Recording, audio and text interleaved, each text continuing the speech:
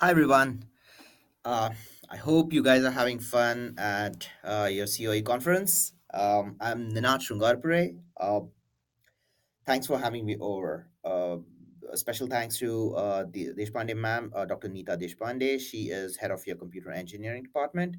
I was her student for good 4 years when I was studying at Kekewak Engineering College. I learned a lot from her. So take this opportunity, grab it with both of your hands, and learn as much as you can. That's going to be golden. Thank you, ma'am, for having me. uh, I also want to thank ESDS for this initiative. I think this is a great initiative and it's important for all of you to have our industry knowledge kind of work with your university education and basically bring ideas together, exchange some academia and some industry practical use cases together and kind of build something which we think would be useful to every one of us. Just a special mention to Dr. Rajiv Papneja from ESTS, who has made this possible. And of course, a very special thanks to Dr. Vijay Badai, your principal, to making this whole conference possible and bringing us all together. So back to my background a little bit. I work at Google as a cloud architect with enterprise customers. Now, if any of those things don't make a very lot of coherence in your mind together, it basically means that I work with a lot of technology leaders and build cloud solutions with them. I wouldn't say for them. I'm essentially working with them to dash designs, build pipelines, understand the infrastructure, and tie back to their use cases. So that's my role at Google.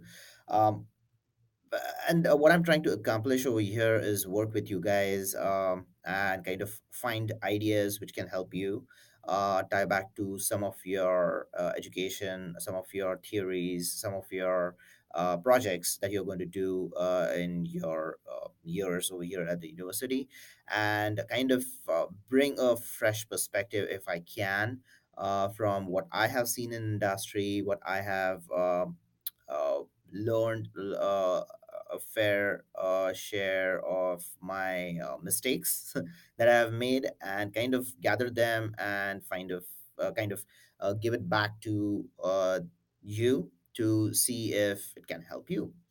Having said that, I am open to any questions at any time. If you want to have like a one-on-one with me, if you want to have uh, any kind of talks that you collectively think that will help you, reach out to me. I'll be happy to do those things.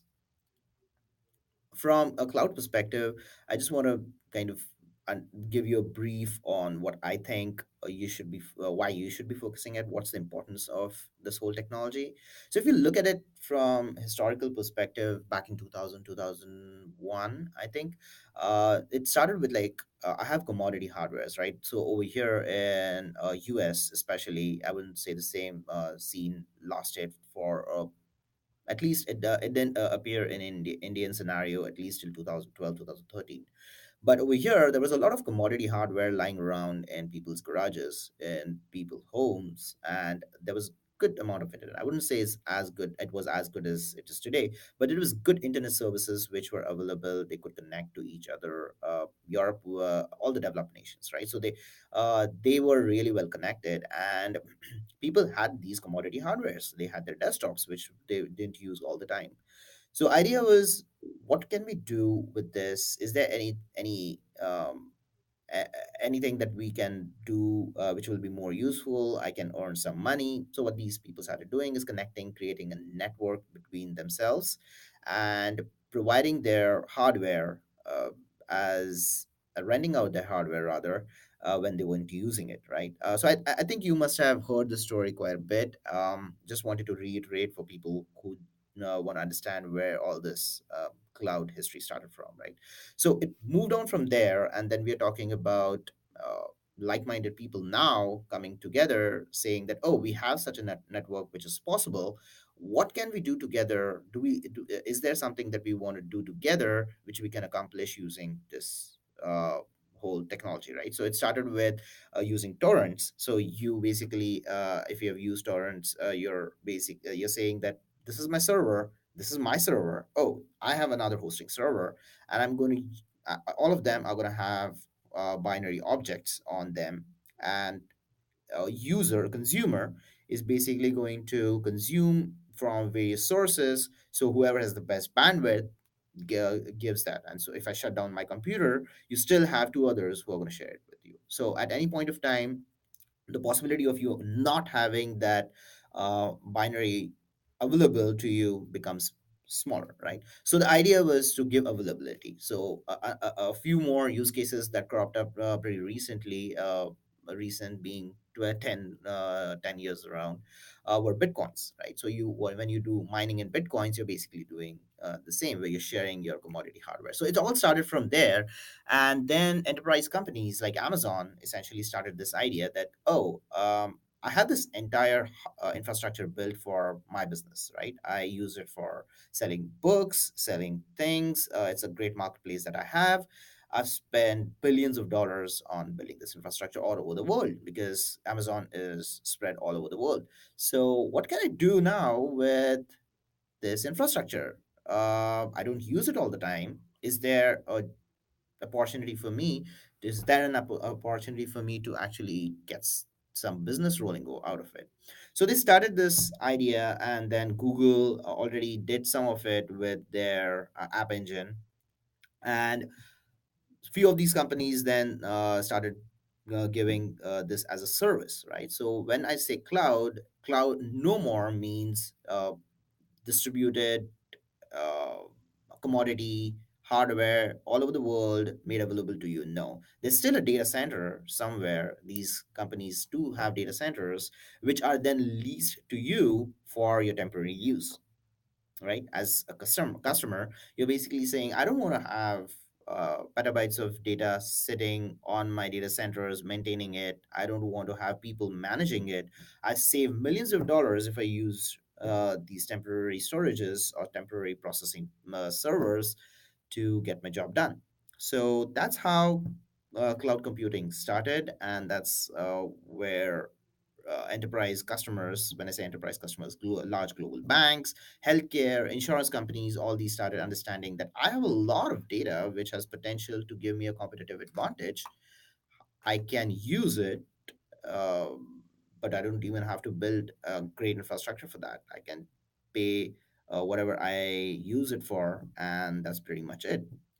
So this is where we come into play. It's just not infrastructure anymore. So we are talking about managed services. We are talking about networks. We are talking about machine learning. And all of these concepts are basically something we can talk about later. We can take these concepts and kind of shred them in pieces and have some clarity on it as we go ahead. But this is just generally the introduction. From the use case perspective, the early adopters of these technologies were healthcare, sports, and social networks. So if you watch cricket in India, right, everyone does. So you're basically looking at this DRS. So what DRS is basically doing is doing machine learning. So many of these technologies are now completely based on cloud. Many of these are still on-prem. When I say on-prem, it's on premises on your own hardware, but it's a mixed bag, right? So there is also something called as hybrid cloud, which basically says that I have something on my networks, on something on public networks, and I kind of have a cohesion between them. So a lot of use cases which weren't possible before became started becoming possible because of the scale at which the cloud services can provide that to you, right? So you're basically talking about genome sequencing, which used to take years, and which basically meant that you're talking about millions and millions and millions of processing hertz. And how do you get through it? You basically scale when you want to, so you can now have 20, 30,000 servers or even more, like 100,000 servers at your expense. And you basically use that for the duration that you need do the genome sequencing. So earlier, which used to take thousands of hours to do, now it's being able to done in a few days, sometimes in a few hours, depending on what you're doing with that. So that helped cure some of the diseases, detect early cancers, Alzheimer's. A lot of these great use cases were done, right? So, use cases, we can go through them, we can learn a lot from them. I would encourage every one of you to look at what industry is doing with cloud, how they're using it, look at some of these research papers. So, and don't be afraid to look at research papers. They are essentially someone like some engineer sitting over here has a great idea, writes a paper, and publishes it on the internet, and that's pretty much it. You get a lot of great ideas from there. Um, People I've met in Harvard who have written research paper are like just normal people who had some good ideas. So not necessarily research papers are complex. I would encourage you to go and read them. If you have questions, I'm here to answer them, right? But this basically is going to be an exercise which is mutual. You teach me something, I teach you something. We get together, build some good ideas, uh, build some projects, help you get started with something, and hopefully get me started with stealing some of your ideas, I guess.